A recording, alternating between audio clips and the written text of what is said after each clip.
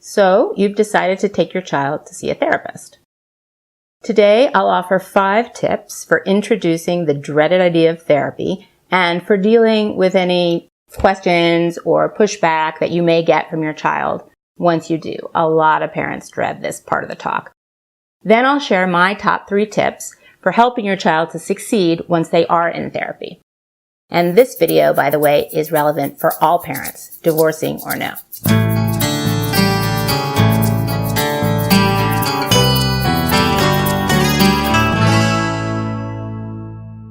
Hi, I'm Kate Scharff. I'm a psychotherapist and a divorce consultant with 30 years experience helping couples and families survive and thrive through separation and divorce. If you're watching this video, you've likely decided that your child could benefit from seeing a therapist at least once or twice. But if you're like most parents, you're not relishing the inevitable conversation that you're going to have with your kid. Over the years, I have fielded lots of inquiries from lots of worried parents posing various versions of the same question, which is, we think it's time, so would you like to have this conversation with our child and tell them that they're going to have to go see a shrink? Especially if your family has adult-generated problems like those that go along with divorce, you may be anxious about your child's reaction to the idea of therapy. Will your daughter become angry or defensive? Will your son worry that you see him as unfairly at fault or in need of fixing? If your child is very young, will he or she even understand what therapy is or what it's for and what you're even talking about? It's counterintuitive, but in my experience, children in emotional pain often have a whole lot less trouble accepting or understanding the need for therapy than their parents do, and they have a whole lot less concern about any potential stigmatizing effects. Still, there are better and worse ways to break the news to your child that you think they need help outside what you can offer them. Here are some tips for a smoother experience. Introduce the idea of therapy in a calm moment.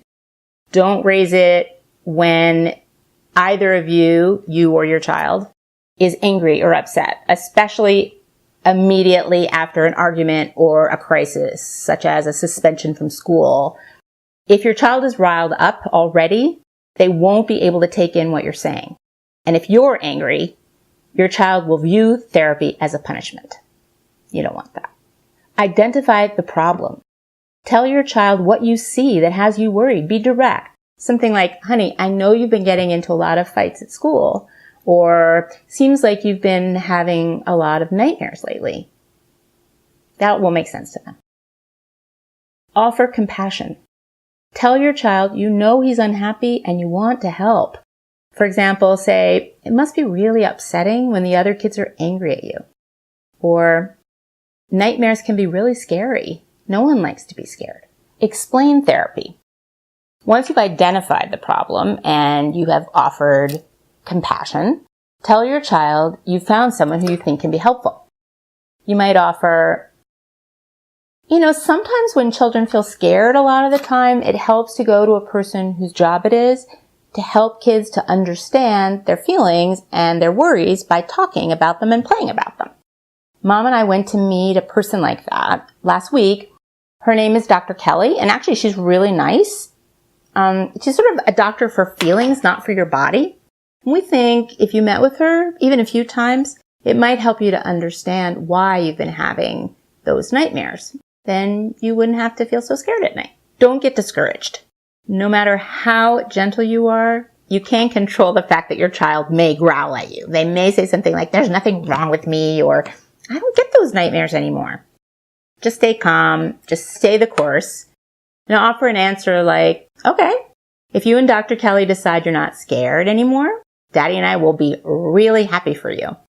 But we love you and we're concerned, and for now, this is what we think is best. Now, here are 3 tips for helping you and your child to succeed in therapy. When I say you and your child, I really mean you in a supportive role. First, don't grill your child after sessions. It's a really tall order, I know, but resist the urge to ask for reports. Questions like, what did you and Dr. Kelly talk about today, are likely to produce either silence or an answer designed to please you. So let your child's therapy be a private place and use your meetings with the therapist or whatever method your therapist reports to you to get and share information about how things are going. Number 2, remind your child that he or she has therapy as a resource, but please don't harp on it.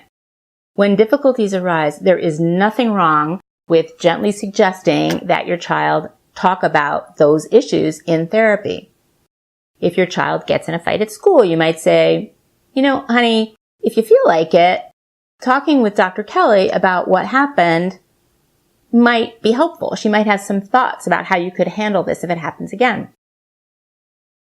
But try not to bring therapy up too often, or if your child will begin to feel that you're intruding or using the therapist as an ancillary parent. If there is something you want the therapist to know, the best bet may be to get in touch directly. Most therapists will welcome that. But inform your child before you do that, so she won't feel the adults are conspiring. Number 3, do not use therapy as a threat or a form of discipline. That's a surefire way to undercut it. So a comment like, if you don't start cooperating, I'm going to have a talk with Dr. Kelly is really counterproductive. Here's a better approach. Lately, you seem angry whenever I ask you to help out, and we haven't really been able to talk about it. Fighting is no fun. I think it would be a good idea for us to talk to Dr. Kelly about ways we can get along better. What do you think? I hope you found this video helpful. I'd like to offer you the opportunity to learn more about the wide variety of divorce and relationship-related topics that I like to write about by subscribing to this channel. That way you'll get updated when I post a new video or an online article. I also invite you to visit me on this channel's sister blog, divorceonplanetearth.com, or on my website, katescharff.com. Facebookers can follow me at KateScharffMSW, and you tweeters will find me at #KateScharff. Thanks for watching.